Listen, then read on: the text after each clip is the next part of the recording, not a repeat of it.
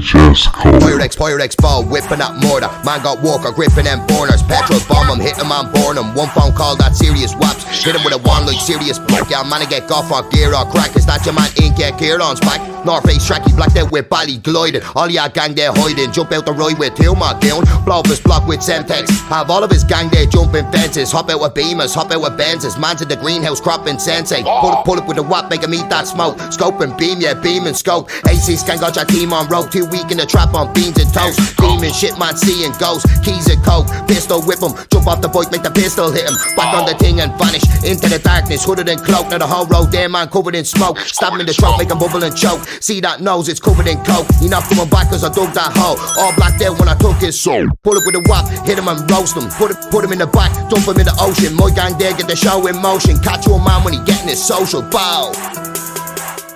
It's the St. Patrick's Day special. Oh, I hope you guys are all enjoying your St. Patrick's Day's parties at your self-quarantine bunkers and home. Much like Irish cultural heritage, especially among the diaspora, is focused on famine and disease, it is now time for coronavirus. And my wife went to the store this morning, and guess what they didn't have? Potatoes, that's right. Oh my god.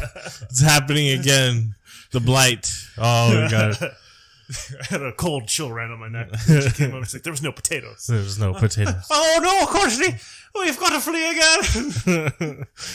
The potatoes have gone bad. That's it. That's it. It's over for the United States. Gonna have to immigrate back to Ireland. You know, after the movie we watched this week, I feel pretty good about it. Yeah, we'll talk about 1998 in Ireland.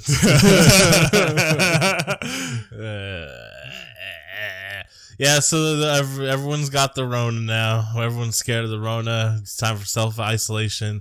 I've been practicing for about a year already, self-isolation, so no big deal for me, just watching a lot of movies. No, not you, though. Kids still going to school. Yeah, they're in spring break right now. We'll see if they actually end up going back. I have a feeling they might. Not, yeah. Depending on what happens. Because there's a lot of, because there's no leadership at the federal government, it's then does like piecemeal by state and local. And since our governor is awful as well, it's all up to the district by district. So like some schools are closed. That should work. I think it's going to be perfect. Just whatever. It's how you feel about it. We'll give it a shot. It's up to God. Thoughts and prayers. Yeah, at least we don't have to worry about England this time. Well, you don't know. Their plan seems worse than ours, so maybe we do. Everyone get it. Just get it. We'll figure it out. But, sir, some viruses mutate and immunity may not last for very long. Everybody get it. At least they're not stealing food. That we know all of. the food. The sons of bitch. They're probably the ones that took the potatoes. Last time it was like they took all the food except for the potatoes, and then the potatoes went bad. Oh, jeez. And then the disease came in with the great hunger. What are you going to eat for St. Patrick's Day? Cabbage and potato soup? No. Potato cabbage? I think a bundagas. Real traditional Irish meal. It's the same sort of concept. Poor people don't have a lot to eat. You make a stew. There you go. That's it. It lasts you weeks. Bundagas, Irish stew, same sort of shit. Instead of soda bread, you got tortillas. One good thing about self-isolation, though, is I don't feel any personal responsibility for not doing anything. So, like I said, I've just been watching a lot of movies. So now it's time for Kiz's review of the Harley Quinn movie. Oh, you watched that? Hell yeah, I did. Ugh, all right. Well, shockingly, I kind of like this movie. I actually heard it was good. It is pretty cool. So just the only problems I have with it is dialogue's pretty bad. It has like that sort of lazy, broad, like sitcom type of humor. So a lot of the jokes don't land. You could have just done with like. It seems like this type of humor is really pervasive in media right now. Yeah, it's the worst. I hate it. Like I remember reading Transformers Robots in Disguise, and they're like, it seems like a lot of the Transformers have the same personality, and it's that. Well, the biggest offender obviously is Marvel films, right? Everyone's just really quippy. Yeah. And it's like, hey, you ever watched a sitcom? Tony Stark.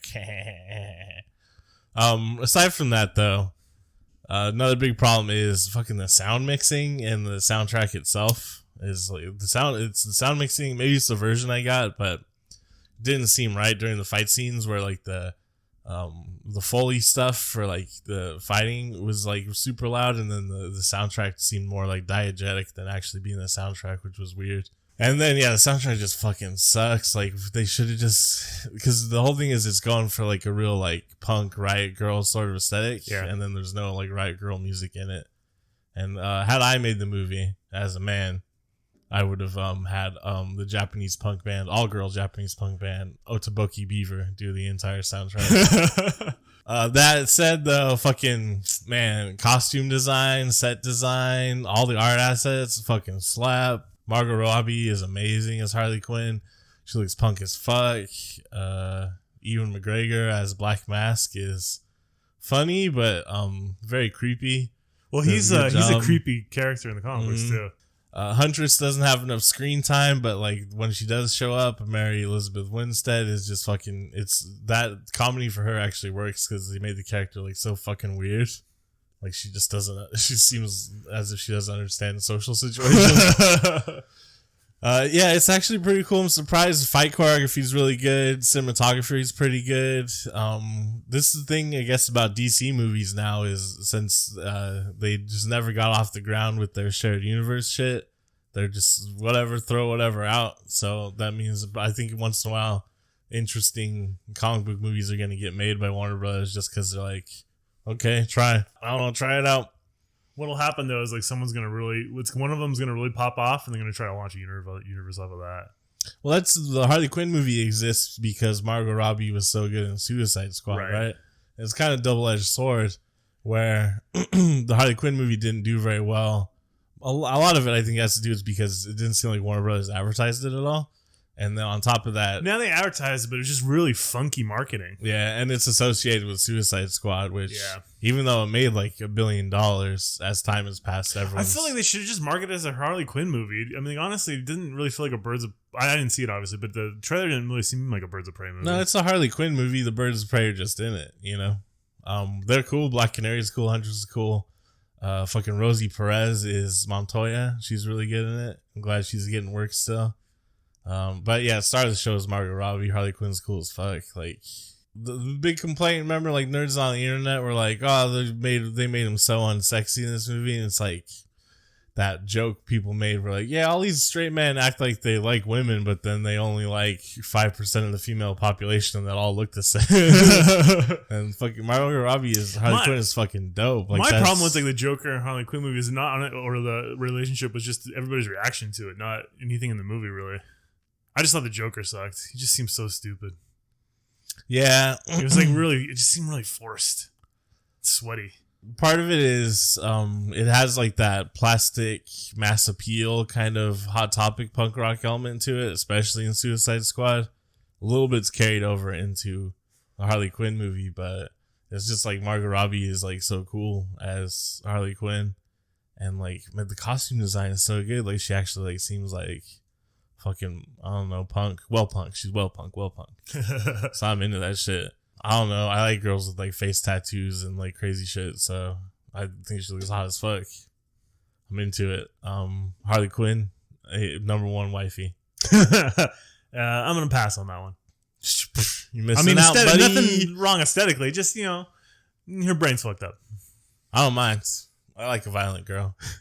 In addition to that, I had an amazing double feature last night. So I watched Harley Quinn, and I was going into with really low expectations, and I was like, hey, this movie's actually pretty cool. How amazing.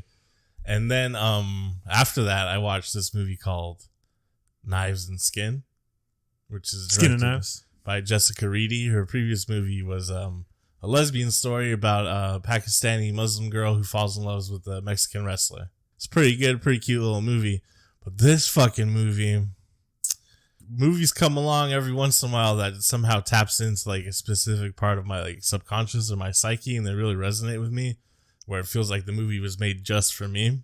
The other two examples are Assassination of Jesse James and Mandy, which like I feel like they appeal to me specifically in some weird way. It seems more reasonable with those two movies because one's like a weird psychosexual surreal revenge fantasy, and the other one's like a Western that's about masculinity and purpose and homosocial relationships and that sort of thing. So Homosexual relationships. homosocial. Now homosexual. So it seems like more in my wheelhouse as a straight white man. But this movie, Knives and Skin, is a coming of age teen story in high school, which is super underselling it because it's actually like fucking Twin Peaks with a touch of Roger Waters, and it's fucking amazing. This movie is dope as fuck. I recommend everyone go watch it. It's like so surreal and like it's like a fever dream. I love it. And then the score is done by Nick Zinner from the Yeah Yeah Yeahs, so it's like spooky synthesizer stuff. And then there's choirs singing sections that are all like 80s pop hits, and I don't know, it's just like the most interesting movie. It turns like the mundane into mystical, where like suburban existence is this weird like purgatory. So everyone should go watch Knives and Skin and the Harley Quinn movie. I'm sure like a lot of people have seen that one, but Knives and Skin kind of flew under the radar in 2019, but it's fucking good. And I also watched Long Day's Journey into Night, which is a really good Chinese film, but I think most people are familiar with that one. So basically, those are my top 3 recommendations for movies to watch while you're quarantined. I do not recommend Waking Ned Devine. Oh, what? Just kidding. It's great. We're about to have a fight.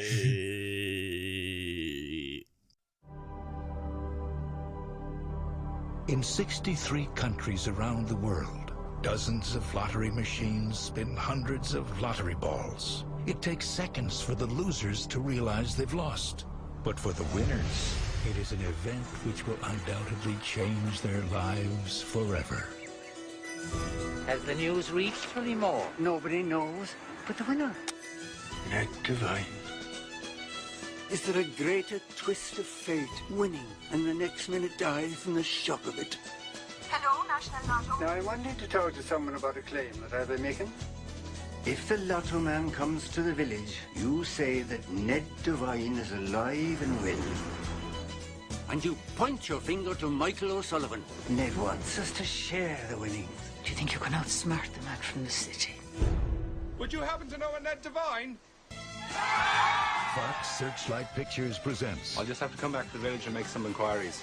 Like to make sure that you are Ned Devine. a comedy that will make you feel like a winner. To Ned Devine. To Ned. Waking Ned Devine. This fall, odds are you'll get lucky. It does have that problem though, where it's like, oh, rural Ireland, oh, they're so goofy out there, you know, they're just bipping and bopping around. Like the complaint a lot of people have about the perception of Ireland, I guess, people that live in Ireland, where it's like, you know, it's not really like that anymore. Obviously, it has to be in the countryside. Well, not like a movie, but yeah, there's tons of people out there that are still just like living on farms and shit. I was gonna play the Ronnie Drew song, "The Dunes," which is about the famine, but I was listening to it the other day and I was like, you know, it's just a little bit too relevant right now. A little too on the nose. Yep. So while everyone lives in fear of that Rona, the boomer remover, as the kids are calling it, which is such a grim joke, but that's so good. I just love how like despondent and detached the younger generations are getting, like comedically, where it's just like everything's fucked, so we're gonna go real dark. But to avoid the fear of that Rona, let's talk about Waking Ned Devine. Came out in 1998. Did you know that? I did. This is what we talked about last week because it's outside our wheelhouse. Yep, is a little cheeky little cheat. It's not. This movie's not from the 80s. I usually put the poster up on the website, and I could have sworn there was actually an Irish language poster for Waking Ned Devine, but I couldn't. Kind of doubt it. Yeah, there was I did the Irish poster though, which is just Waking Ned. Yeah, only in the United States is it Waking Ned Devine. It was originally going to be called Waking Ned Devine everywhere, but they chopped it down to Waking Ned, and then the United States just still hung on to the Waking Ned Devine. The simple concept of the film is when a lottery winner dies of shock, his fellow townsfolk attempt to claim the money. Which, when you watch it at first, you're like, this is like, when you think about it, at least, the people in this town are like super conniving and it's kind of shitty, but you're like, well, I'm charmed anyway. Like, it doesn't seem that like mean spirited, you know what I mean? It's, I don't know. Well, I mean, Jackie's wife kind of points it out to him that, you know, like, he's kind of the conniving one, right? And he's just kind of leading Michael around by the nose, and he kind of leads the whole town around by the nose. Yeah, he's just he's a community leader of sorts. He's an important man about town. Yeah, this is the kind of power I want to have. Not a lot, just like 60, 70 people. Like, if I say, you know what, let's scam the federal lottery, they'd be like, you know what, that sounds like a good idea, Sean. We should do it.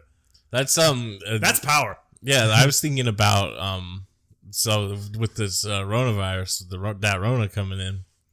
I'm going to call it Chinese fever. What's important now is what skills you have that can make you a good leader in the dystopia. And I was like, I need to further develop my skills of manipulation and using violence. Because, I'm going to be in air quotes, community leader when the world ends. You think about it, all great cult leaders are leading a community of people. That's right. Those great community leaders. You don't need to disparage it by calling it a cult. We could stretch the culture of the United States into a cult, you know? This podcast is my first foray into developing the skills for leadership in the dystopia. Guess who directed this film? Me. An Englishman. Ugh. That's right. He's a man named Kirk Jones. Ugh. He originally developed the idea for Waking Ned as a roughly 10-minute short film, but he later expanded the work into a full-length script. In a 2013 interview, Jones reflected, investors responded to the humor and engaging story and came on board, but the level of finance was, of course, very low. I was grateful to the cast and crew who agreed to work for reduced fees in order to get the film made. When the film was finished, we put it in the boot of a car and drove to Cannes, where we screened it and sold it to Fox Searchlight in the U.S., where it was released later that year.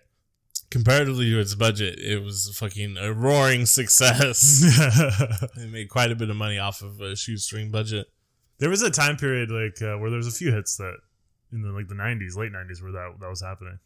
Yeah, little British movies like the Full Monty, Train Spotting, even technically. You can kind of tell, I think, that it's been expanded from a short. Like all the Pig Finn and Maggie stuff, I feel like probably was added in. Like the original short probably would have just focused on the lottery stuff, because the Pig Finn and Maggie stuff isn't really essential to the story. No. I guess the reveal at the end that Ned Devine is the father of Morris, Maggie's son, is what brings it all in.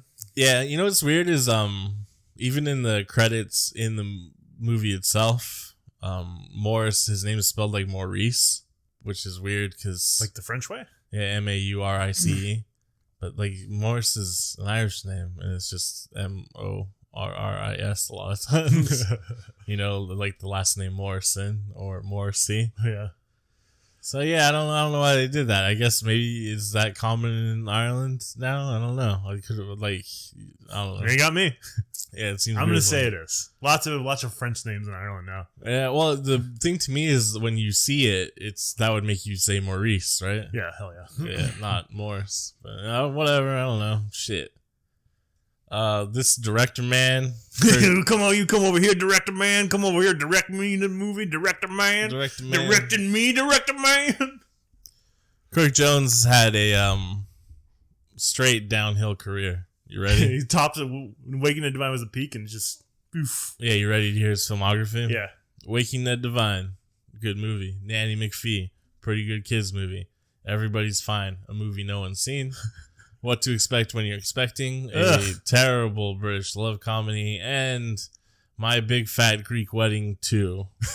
So not even the first one, which was a major hit, but the follow-up money grab. Good on him for making Waking Ned Devine. Sorry about the rest of your career, man. Rest in peace. Couldn't be me. What about the cast, huh? What about him? Who's our star? Me. No, it's Jackie O'Shea, played by Ian Bannon, who is actually Scottish. That's right. He's a pretender. Fucking lies. Mm-hmm. At least he's not English, huh? Yeah. It could be worse. He could be English. Or Scottish is pretty bad, bro. could be worse.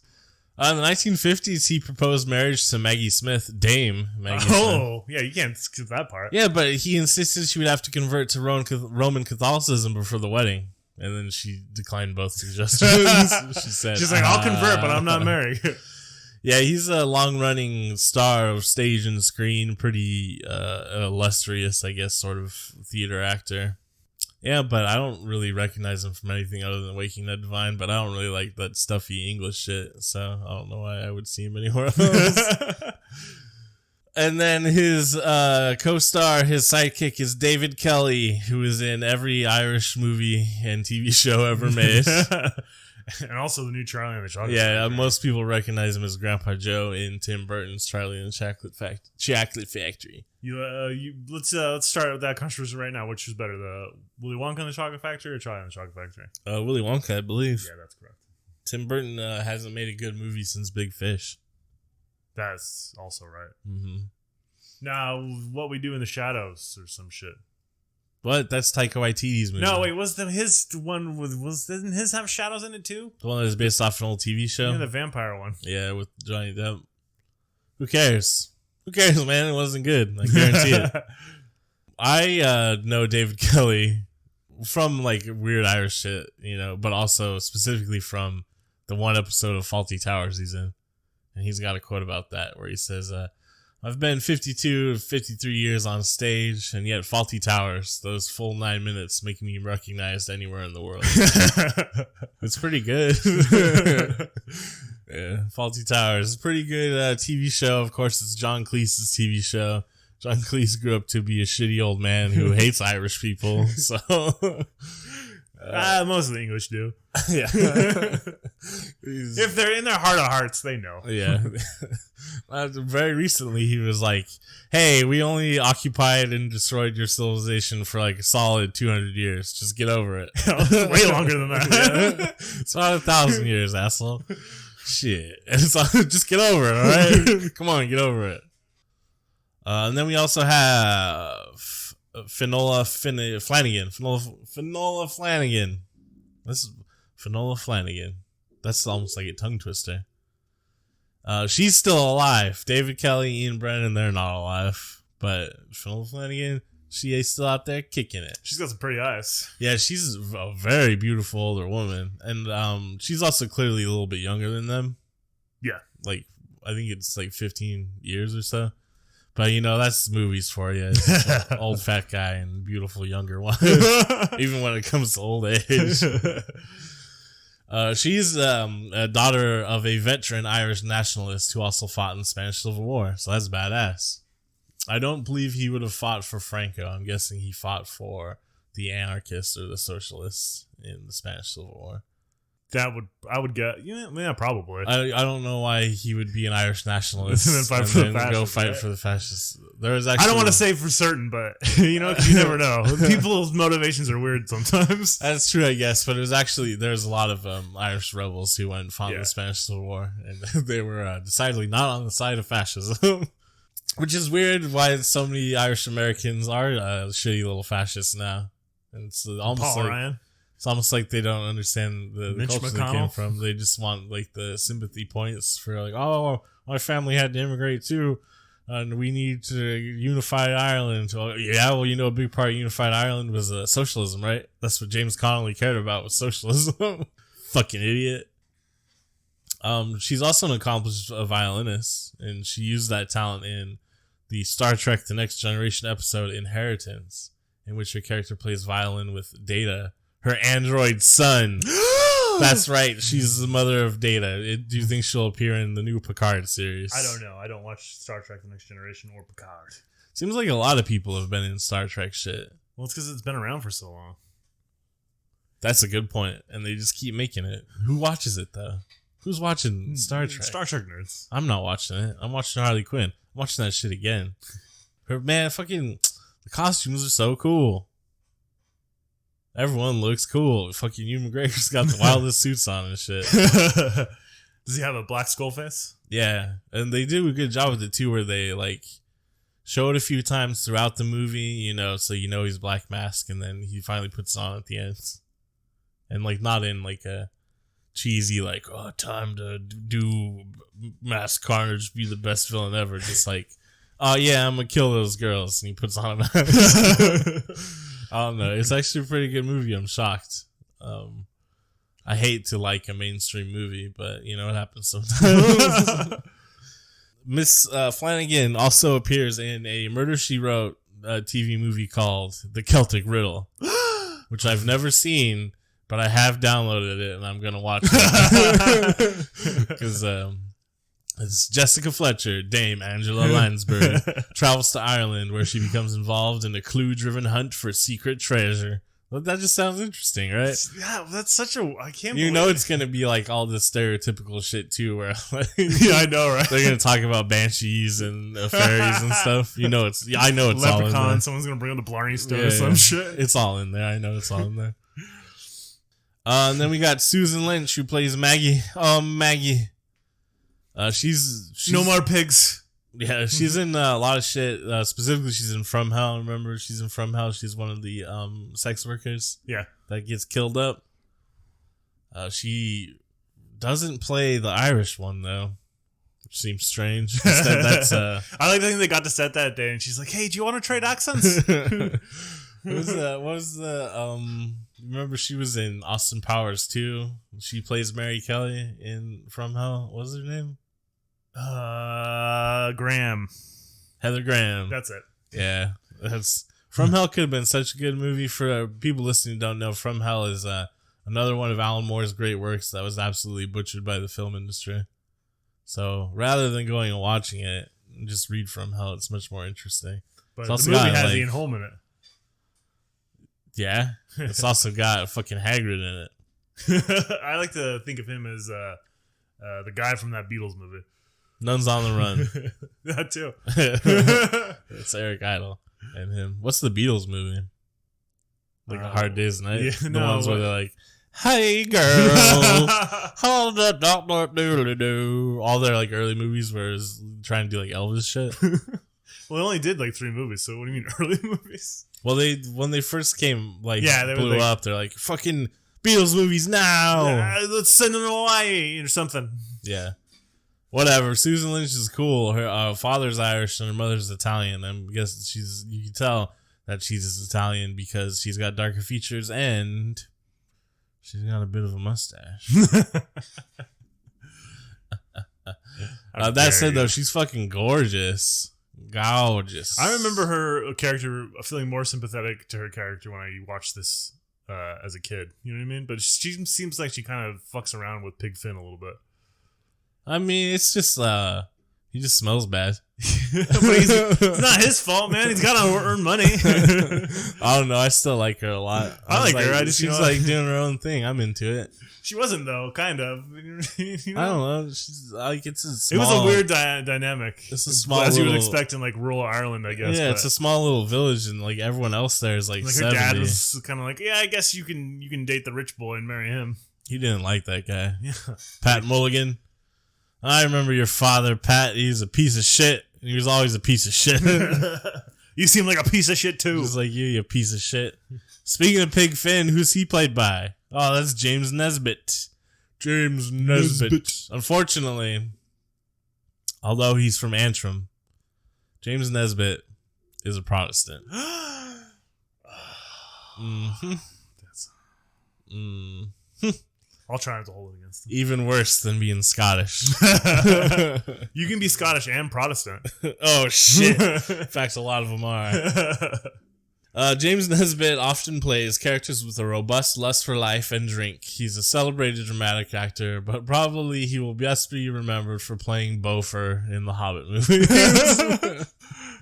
Which is unfortunately true, I think. I think that's probably... I honestly forgot he played Beaufort, so maybe that's not true. You can't even tell it's him, honestly. And he's also... Most of the dwarves have, like, so little screen time. Mm-hmm. It's like, yeah, whatever. That's which is weird, because it's 9 fucking hours. That's the problem in the books, too, though, is all the dwarves are mostly interchangeable.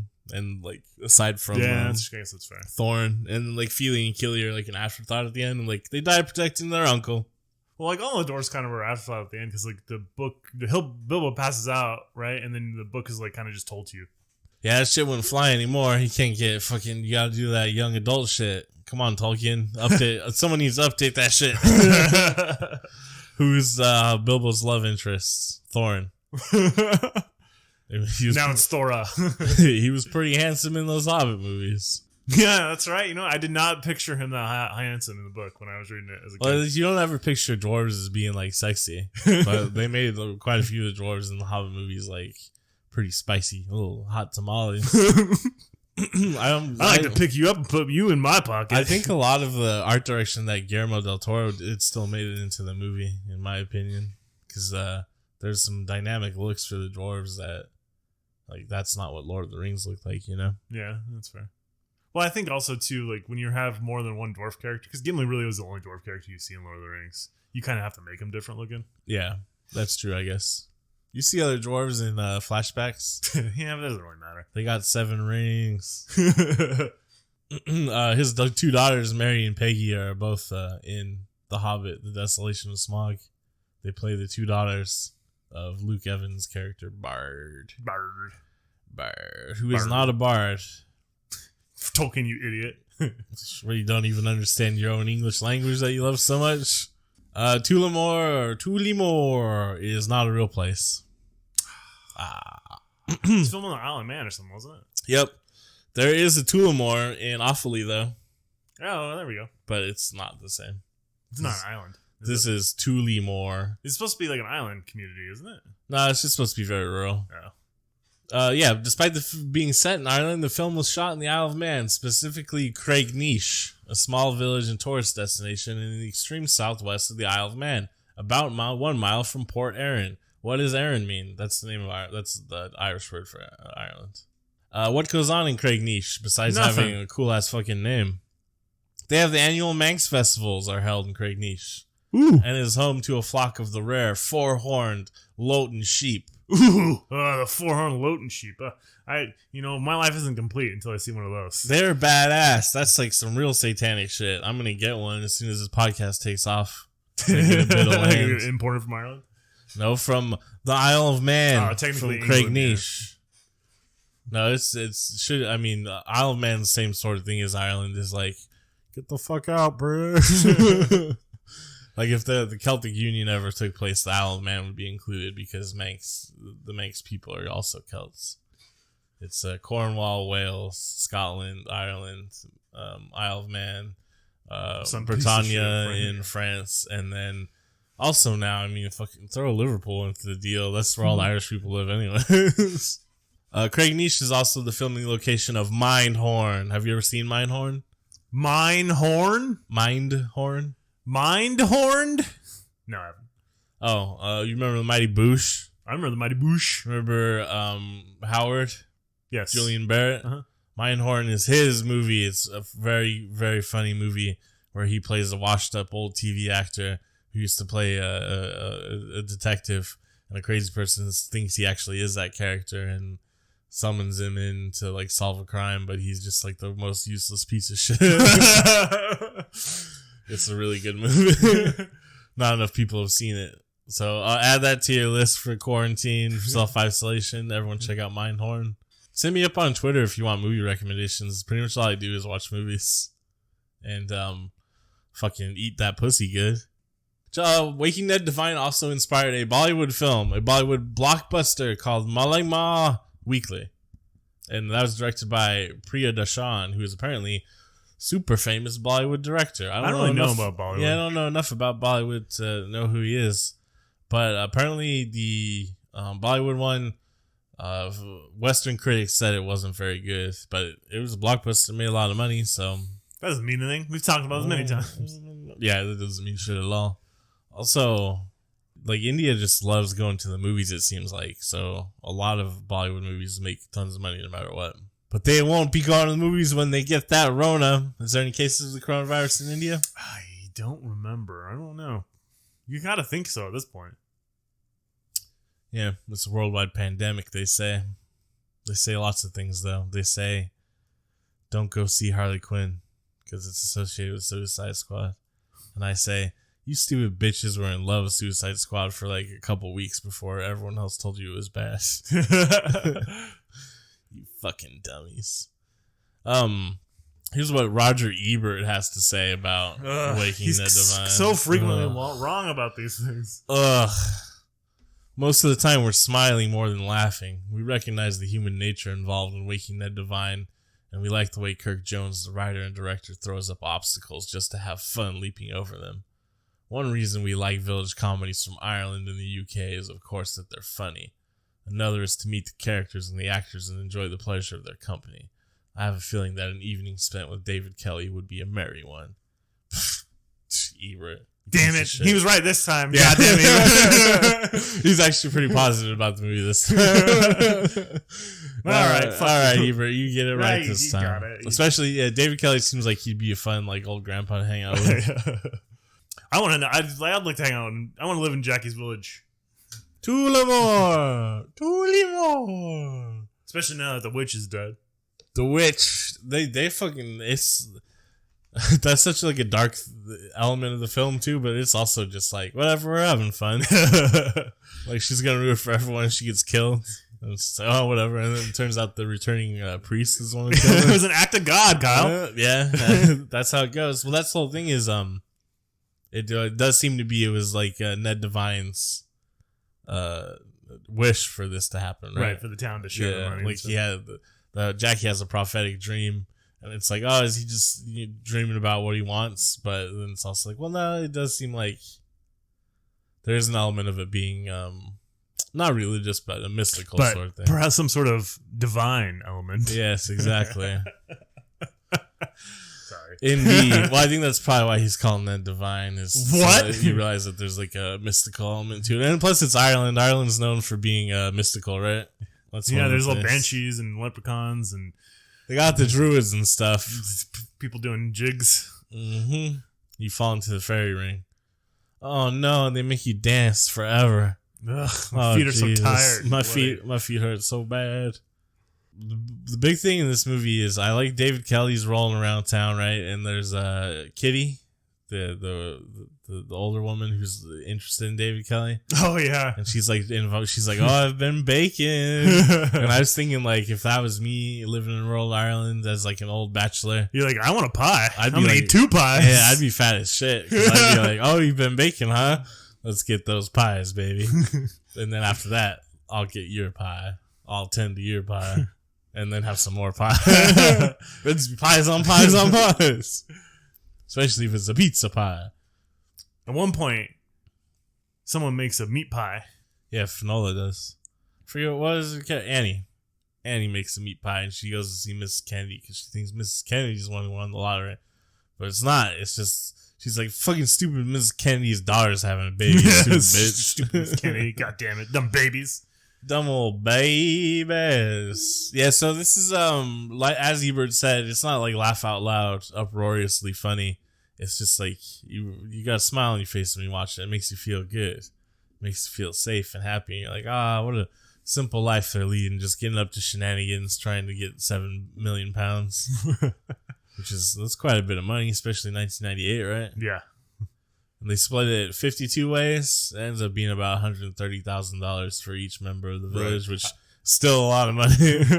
I assume the church gets the old lady's portion, or the witch's portion, right? I can't remember the character's name, but yeah, I would assume so. This seems like the only fair bit. What'd you feel about Morris talking to the preacher, and he says, "I don't know if I could work for someone I've never met that doesn't pay me." I felt pretty good about it. I don't know. Cut right to the heart of it. I was like, you know what? That's why I'll never have a regular job again, because I can't work for someone I haven't met. I don't care about your goddamn minimum wage, $12.50, you piece of shit. It's $12 in Arizona. It's supposed to get up to $12.50, right? Yeah, I think it's next year though. Ay ay ay. Ay ay ay. Ay ay ay. Yeah, so most of the movie is about them scheming and scamming, flimming and flim-flamming to get the lottery. But the subplot is Maggie and Pig Finn. Maggie is a single mother. She's the star of the county Down, even though I don't think it takes place in Down. My guess is I don't know, fucking cork. They don't ever say. But yeah, everyone else in the village is like fucking 70 years old. And then there's like 3 people around the same age and 1 young child. Yeah, fucking Morris. Shut up. Yeah. I like it. You can tell he's like lonely. Because he's hanging out with a fucking preacher and a seal. Yeah, but there's like nothing sad about it. There's like a wisdom to his loneliness. He's like, yeah, I've got it all figured out. That's what happens when you live in mystical old Aaron. The Aaron Isle. Turns out Morris is Ned Devine's son. So technically they deserve the lottery winnings. Pigfin thinks it's his son. So that means they've definitely like smanged it before, right? Smashed it and banged it. They smashed it and banged it. And also, she's done it with the shitty dude, too, because she... Pat Mulligan? Yeah, because doesn't... No, we don't know if she ever has sex with him. Finn just kind of implies it. They just go on a date. And, I mean, she's just something to do, I guess, you know? How do you go on a date in that town? I'm probably just drive to further in towards civilization, go to the movies or some shit. Well, I mean, like the fucking Dublin man has to take a helicopter to get there, though, right? Yeah, but I think that's probably because it's faster than driving. And you saw those curvy roads in Ireland. They've killed many people. Specifically, Matthew Broderick was out there. He was out there on a spree. With that girl from Dirty Dancing. They're like, shit, the roads aren't safe. Matthew Broderick's back in town. Yeah, so it's a simple fly. Yeah, she doesn't want to be with Pig Finn just because he's smelly. They call him Pig Finn because he works with pigs. Presumably, that's like the family business, right? Yeah, so, it's a family pig farm. So she got over it enough to have sex with him at least one time. Well, probably when he was younger and his dad was still running the farm. Yeah, but you know he was still tending to the pigs. That's the whole reason you have kids, so they can help you on the farm. Yeah, but they because they got that money though. Happy ending. He doesn't have to work with pigs anymore, and they can get married. Yeah, too bad the fruity soaps didn't work. Yeah, and she's like, "Yeah, we don't need to tell him about Ned Devine. He can live thinking Morris is his son." I like at the end, Jackie's still like, "Well, I guess take it all, then. Fuck us."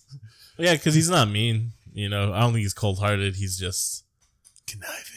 Yeah, he's just like having fun. It's like something to do too. You know you know what I mean? Like he doesn't know if it's actually going to go anywhere. He's just killing time, really, until he actually finds Ned dead, and then he has the dream. And he's like, you know what? You're going to pretend to be him. Let's do it. Yeah, he's like, I'll pretend to be him because I'm a flim flam man. But then, unfortunately, Michael has to do it because I don't know really why, because you'd think Jackie would have been like, oh yeah, I'm Ned, on his feet enough to be like, oh yeah, I'm Ned Devine, because it's like a stranger coming in from Dublin. Or yeah, he's got a different accent. He's got that fucking bland Dublin accent. Yeah, it's more in your nose than the tip of your tongue. No, the Dublin accent just sounds like they're trying really hard not to have an Irish accent. It bums me out. And I know a third of Ireland fucking lives in Dublin County, so you all got that bad accent. So says this American. Yeah, he should. You think he'd be clever enough to just, oh yeah, I'm Ned Devine. It's all part of the plan. But if he did that, we wouldn't have a scene of David Kelly riding naked on a motorcycle. We also wouldn't have Jackie pretending to be like an enfeebled old man, which I enjoy. Oh, I've never gone so fast, just walking through the mists and the moors. Yeah, having trouble with directions. Yes, you're going too fast. It definitely sound like our grandma. Watching this movie as a kid and like on DVD and stuff, quality wasn't good enough to really see what was going on with David Kelly. But man, I was watching the 1080p Blu-ray version. And you can see some folds. You can see some dick. It's like far away dick, but it's there. I love just how like cavalier they are being out in rural Ireland. Like, well, let's go for a dip in the ocean and fucking get buck naked. Also, Jackie just hangs on his underwear for like an hour while he's talking to the lottery man in the back of his house, and back in Ned's house. Nah, he gets dressed at the beach. No, but they switch clothes, remember? Because yeah, but he's sitting in that little shed. He's just waiting. No one's around. And then his wife shows up and he's like, we're having a gay old time. Yeah, everything does work out though. They are able to con the stupid Dubliner from a big city who doesn't know shit about town. There's a very touching scene where the lotto man walks in while they're at the funeral for Ned Devine, and Jackie has to quick on his feet decide that, oh, it's actually my friend Michael O'Sullivan, and I'm going to eulogize my best friend. And it's really sweet, and you're like, they're best friends since childhood. They really love each other. What a good I actually got a little tear out of that relationship. Yeah, but then you think about it too, and you're like, but then no one got to say anything about Ned Devine. He's a fisherman. He loved to fish. Also, in the crowd shots in the funeral scene, did you notice there's a fucking Ewan McGregor's there? No, was he? There's some dude who looks almost exactly like Ewan McGregor. It's not him, but it's like, the fuck, Ewan McGregor's there? He's Scottish too. Aren't you supposed to be a Padawan somewhere right now? Come on, man. Yeah, you're filming Star Wars. What's going on? But yeah, everything does work out. They get the monies. You find out Ned Devine is the father of Morris, but it doesn't matter because community is more important. And she finally gets to view the pig fin. And the moral of the story is community's good. It's good to be nice to your friends. It's good to get along with people. It's good to help each other. Jackie seems like he's a conniving man at first, but then he has a prophetic dream from Ned Devine. And he's like, you know what? Ned wants me to share with the community, and I'm totally fine with that. He probably would have done it anyways, like he was saying before. Like if he had money, he would. Oh yeah, when he's like, I don't even know what I'd do with it. But that's kind of like him trying to. But it's him trying to soften whoever he thinks won it. But I do think he's not not an evil person, so I think he probably would have just gone to help the community anyways. And it's fucking lovely. It makes you dream of a different life you could lead instead of living in fucking suburban, urban hell, United States hellscape. Hopefully you guys have toilet paper because there's none at the store right now. No toilet paper. We got no health insurance, bad cellular service, no community, no disease they can cure. Yeah, that's just a bright-ass lyric. Yeah, it's, I don't know, maybe there's some good places left in the United States that I'm not aware of, but Hackensack sure seems like it'd be a lot better to live somewhere else right now. Even Italy seems better. At least they're all out on the balconies playing music and having a good time and shit. You know, everyone's just fucking drunk every night partying together, you know, on their balconies. That shit would never happen in the United States. You get fucking shot. If came down to it, you know what I mean? You try to talk to your neighbors. Did you see the lines outside gun stores too? Man. Yeah, that's what I mean. United States is fucking terrible. I was like, there's never going to be a worldwide dystopia, but I could easily see the United States collapsing into fucking hell in 20 years. No, 5 years. Well, we're 5 months. Yeah, we'll see how this fucking corona plays out. I don't think it's going to go too well for us. Fuck. At least Arizona's hot. We'll just bake it away. Sure. I think that works. That's what the president keeps saying, right? Don't worry, it's going to go away when the heat eventually, maybe. Please. He's confusing the forest for the trees. You know what I mean? Yeah. It's that's not why there's not as many viruses in the summertime. It's not because of the heat. It's because human behavior changes. But I don't know, maybe enough people will play along with the social distancing thing that sure doesn't fucking seem like it at this point. Well, no, we haven't got to that point yet. Well, that's the thing is, someone's gonna have to be like, hey, fucking, you can't go outside anymore, which is, no one ever wants to hear your government be, put down that kind of thing. But if it's for community and public safety, it's a little bit different than being like, hey, you can't go outside anymore because you guys suck. But yeah, there's clearly a large contingent of citizens who aren't going to stop fucking going out for no reason, out of their own, respect for the community or anything. So I guess someone's going to have to be like, hey, fucking idiots, go home. Also, what does coronavirus do to your butthole that you need that much TV? I don't know. It's a fucking upper respiratory system. I don't get it. Why are people getting so much toilet paper? How much toilet paper these people use? I like to think there must be those dudes who do the mitt. I gotta make a mitt before I wipe my butt. There are people shitting all over the fucking. There must be shit everywhere. I don't understand it. Just clogged toilets. As far as I can see. There's also so much free paper around most households. You would think, anyways, where toilet paper would be on the bottom of the list. You'd think you'd be fucking. I need to make sure I have drinkable water and food, sustainable food. But now you see people buying tons of fucking toilet paper, and I saw someone on the internet who had a cart full of milk. Like fucking milk doesn't stay good that long. You're gonna drink it in 3 days or what? And then people like snatching up like baby food and shit too, and it's like fucking people might need that. Well, actually, that reminds me of one of our friends. There's like no courtesy for. My wife went to the store this morning to go for legitimate grocery shopping and had trouble finding some things we needed. Yeah. She ran into one of our friends there who has a young kid, and she has been to 3 stores and cannot find baby wipes. Yeah. Apparently, you can make baby wipe equivalents at home. There's like a recipe that's being passed around the internet, but it still is just like fucking. Oh, what is it? The fucking 1800s? Yeah. I don't know. People are snatching up the weirdest shit and hoarding it too, and then trying to resell it. As soon as there's a case of someone like, oh, he bought out at Costco and he's trying to resell it, and it's like local, I'm gonna go fucking rob that person. Speaking of horrors of the modern world, now that we've talked about how wonderful and mystical and beautiful and wholesome rural Ireland is in 1998, now let's see the reality. Let's talk about what else was going on in 1998 in Ireland. So on April 10th, Good Friday, the British and Irish governments and all the political parties in Northern Ireland, except for the Democratic Unionists, signed the Belfast Agreement, aka the Good Friday Agreement. And it is like, finally, the troubles are over, eh? Huh? Huh? Huh?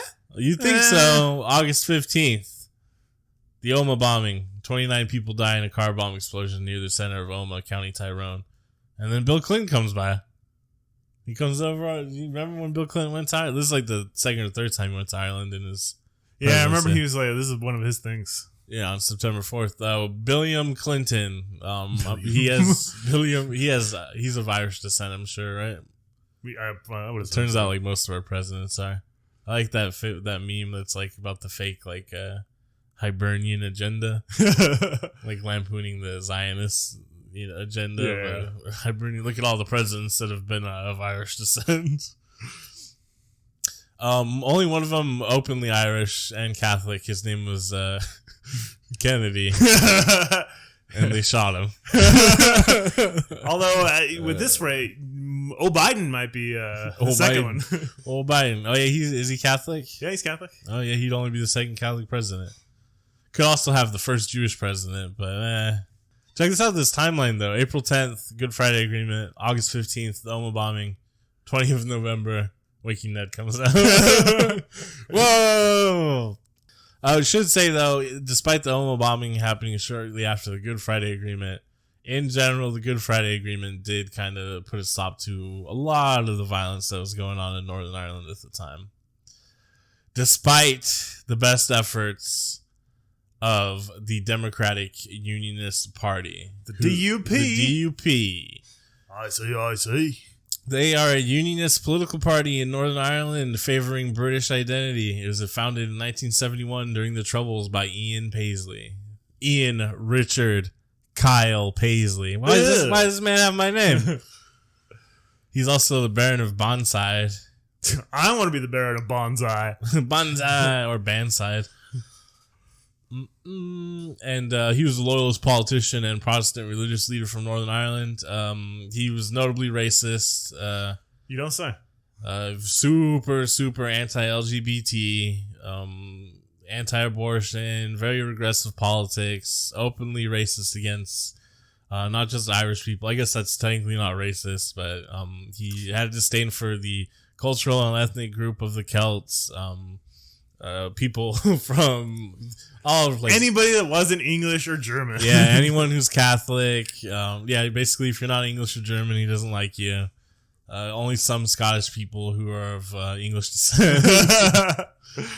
And his party, the DUP, are racist, homophobic, anti-abortion bigots with a history of violence. Paisley long toyed with loyalist death squads to protect the union with Britain. In 1981, Paisley launched Third Force, which that sounds like a dorky TV show. Or like a really shitty tag team in the WWF in the 80s. Yep. He led a group of 500 men up a hillside in County Antrim at night where they were photographed holding firearm certificates above their heads. They were showing that they could easily have been holding weapons. Oof. It's just like Teddy Roosevelt and Rough Riders. Oh, yeah. The party, the DUP, has also described climate change as a con or a hoax, if you will. Fake news. Yep, they're fake news. against gay marriage, LGBT rights in general. It's the only political party in parliament that is determinedly anti-choice and pro-forced pregnancy. We're gonna put baby in you. You gonna have it. So they unfortunately still have the most seats in the Northern Ireland Assembly. Oh, I see. So it's time for United Ireland. It's time for the DUP to be obliterated. Obviously, so the general election in the Republic of Ireland went pretty well in favor of Sinn Féin. So we just got to bring that energy up to Northern Ireland. Shouldn't be a problem, right? Nah, it's never been a problem before. Did you know Bobby Sands wrote an Irish folk song? Do you know John Lennon wrote an Irish protest song? Yeah, that's the one where he uses the N-word, huh? Oh, no, that's a different one. That one's about women. Oh, yeah. That one's the woman is the N-word of the world. Yeah, which is pretty intense for Englishmen to say. John Lennon's of Irish descent too, right? Yeah, I did believe so. Because his name would have been McLennan. All Paul McCartney too. That's why most people in Liverpool are Irish. That's why Celtic Union will take it away from England. I think that one's like a big ask. You think? Yeah. Can we get Manchester and Liverpool? No. Yeah, but Bobby Sands, he's the famous guy that went on strike hunger strike as a political prisoner as a member of the IRA. But he wrote a song called Back Home in Derry. And Derry. I was like, oh, cool. He wrote a song. That's where it takes place. It's pretty good. No, Derry, Ireland. That'd be pretty crazy if it was Derry, Ireland. Ireland. They should have done that for the Stuttering Bill. And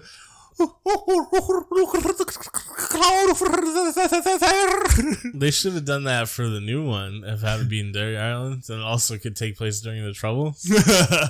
They call it, and that makes it works really well. You're selling me on it. Mm-hmm. Yeah, it's perfect. Yeah, hit Stephen King up. Let's see if we can get this done. Nah, Derry Girls already exists, which is a pretty funny RTE. Is it RTE that makes it or BBC? I don't know enough about it. But presumably it's RTE, but no, because it's Northern Ireland, maybe it's BBC. I don't know, but it's a really good comedy show about just a group of girls and one boy growing up in Derry during the Troubles and their daily life. And like they kind of, they don't make light of the Troubles exactly, but they kind of point out how every day it was, to like be stopped by British police and army police and stuff, and stop and frisk. Yeah, just regular shit. And then for comedic effect, but then apparently humans can get used to anything basically, right? Well, to a certain extent, there's a breaking point, but yeah.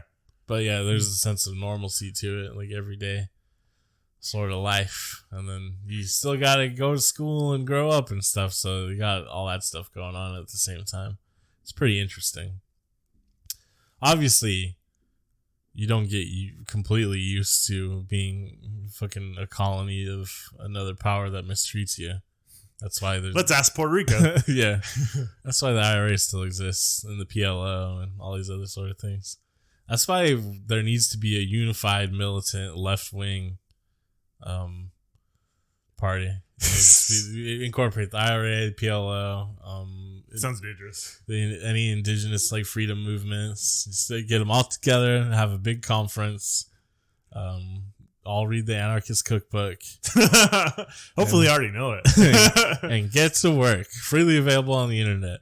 That's one of those things where something that's decidedly leftist gets co-opted by extreme right terrorists and stuff. Because the Anarchist Cookbook led to a lot of people, a lot of the Timothy McVeigh, white supremacists in the United States using it for actual violence.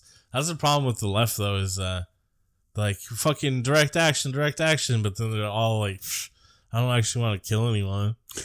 I don't want to hurt anybody. Well, you're not going to get anything done. I'm just kidding. I'm not trying to advocate worldwide violence, but direct action, obviously, there does need to be destruction of government and private property and stuff. Got to make it hurt the pocketbook. hurt the pocketbook. You know what's gonna hurt the pocketbook? Hmm. This coronavirus. Yeah, but they'll just if it doesn't end up being the end of the world or anything, things will go back to normal, you know? And then until the next pandemic comes along that we're unprepared for, and eventually there's going to be one that's too powerful, right? Yeah, and that's when you get The Stand. Stephen King's The Stand. No, that's when you... Set in Derry. Train Derry, to Ireland. Train to Busan. That wasn't a... Yeah. All zombie movies are pandemic movies. Also, Train to Busan is probably the most effective recent zombie movie, like say the last decade or so. So while you're quarantined, watch Train to Busan. That about does it for setting up the scene of Ireland in 1998.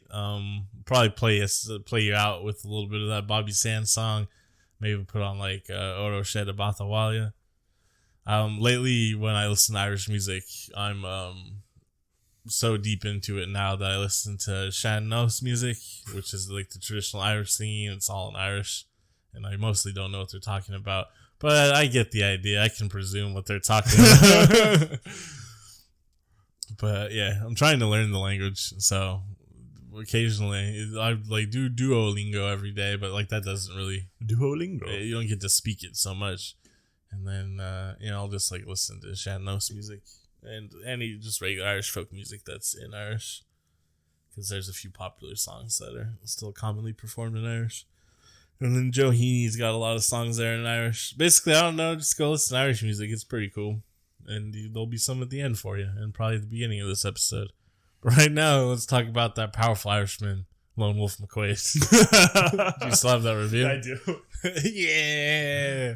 Yeah. Time for Lone Wolf McQuaid. I have a review for so this is a 5-star review from Patrick.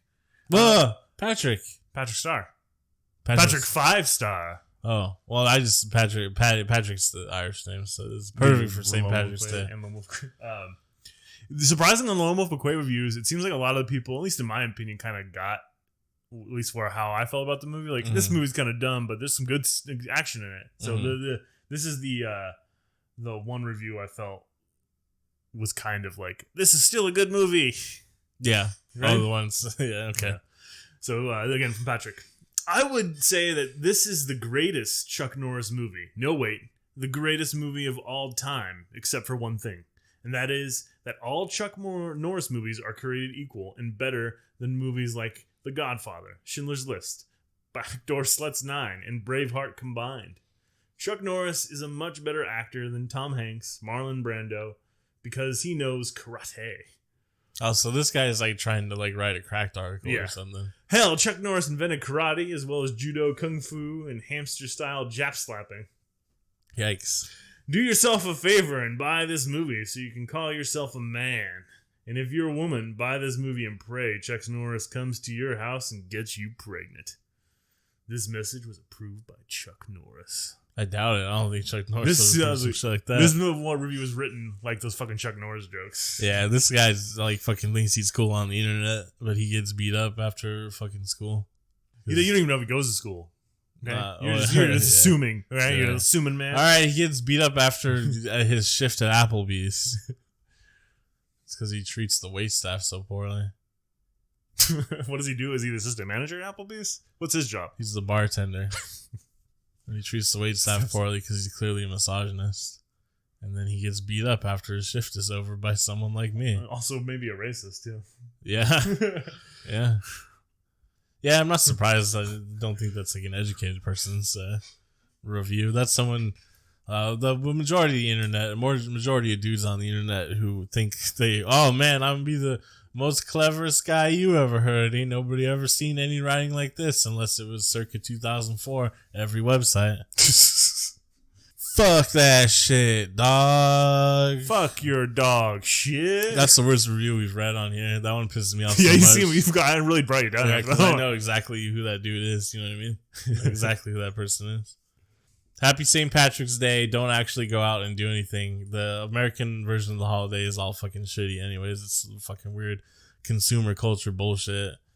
So yeah, don't go out and drink fucking cans. First, don't drink green beer. What the fuck is that about, anyways? Don't drink Irish Did you notice in this movie Carbons they drank Jameson out of wine glasses?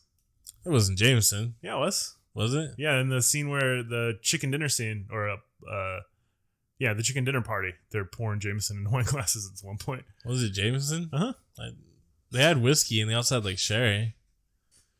But I didn't know it was Jameson. It didn't look like Jameson, but I guess the bottle would have changed in the last 10, 15 years. I don't know. Yeah, fucking St. Patrick's Day is canceled. I actually really believe we should turn St. Patrick's Day into more of a celebration of immigration in general, but that'll probably never happen in the United States. So Not until you're president.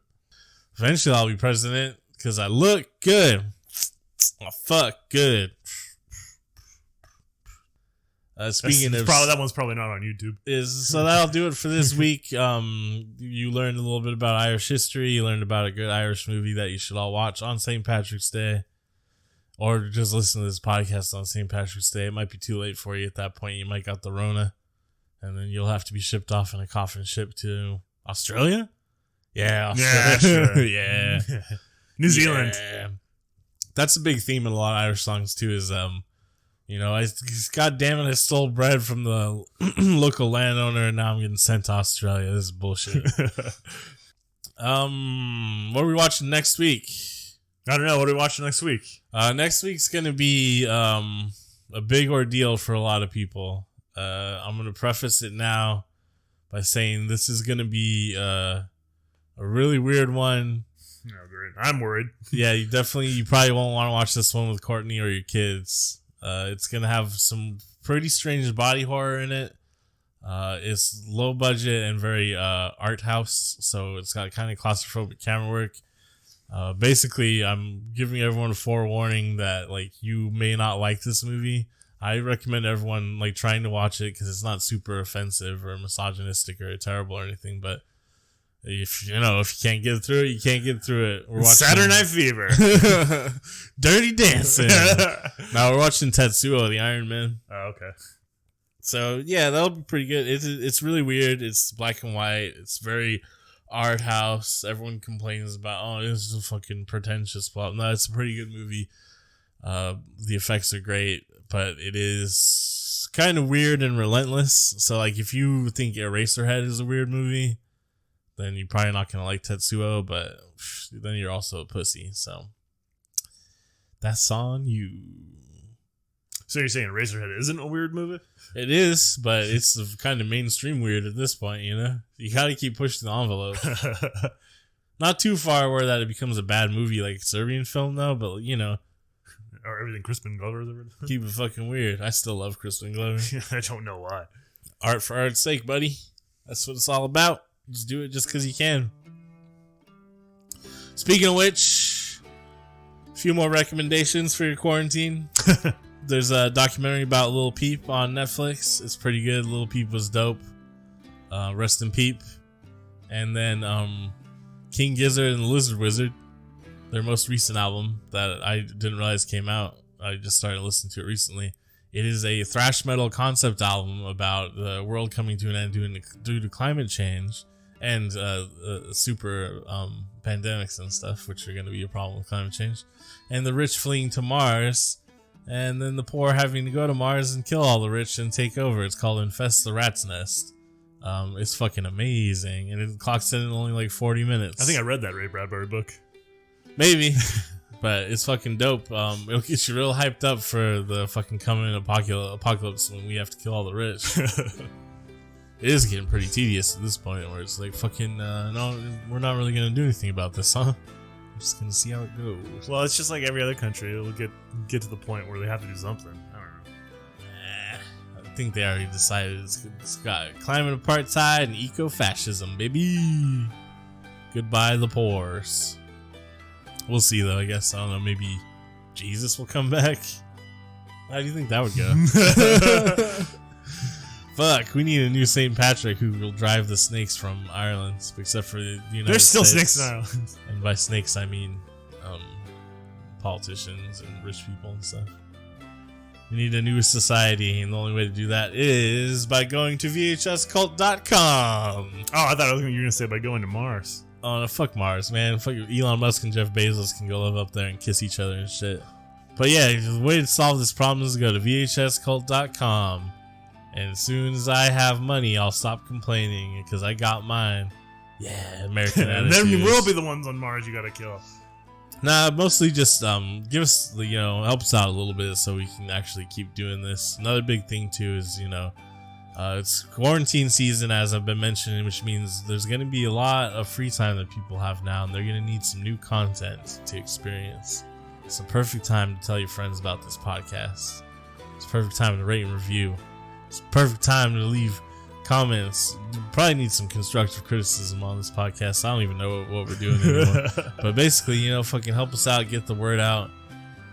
I'd love to be able to keep doing it, but it's getting to the point where, I don't know, I'm gonna have to get a real ass job soon and maybe submit to society. But we'll worry about that in the future. Just go to VHSKvLT.com. I'm not trying to guilt trip anyone. Just I am expressing my feelings. Give us money or family die. Yeah. Oh, family bad. Come from poor family. And then, I think our family's probably never been poorer than we are now. So, that's the American dream, right? You fucking climb that ladder. Jesus Christ. Ah, fuck. Man. VHS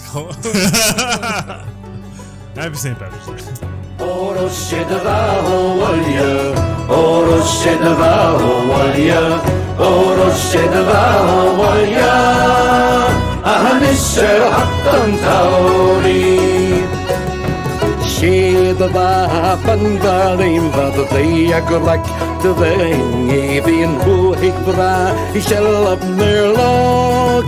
Is to deal to leis na gaolaf Oro shidva walya Oro shidva walya Oro shidva walya Ahanisher hattan tauri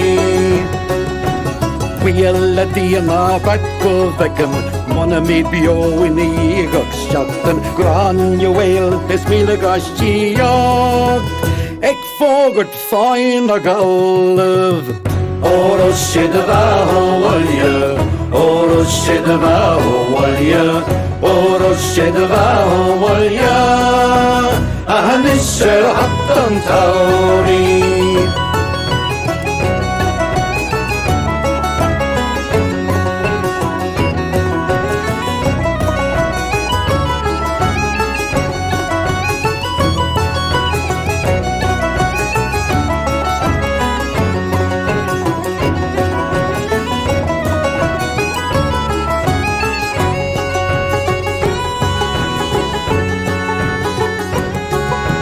Gron you wail tucktar salia Ogl the garma halle morgada Quailit fain ni Frankie na spanig It's a rugat there na galv Oro shidva walya Oro shidva walya Oro shidva walya Anisher hattan tauri Oro shidva walya Oro shidva walya Oro shidva walya Ahanisher hattan tauri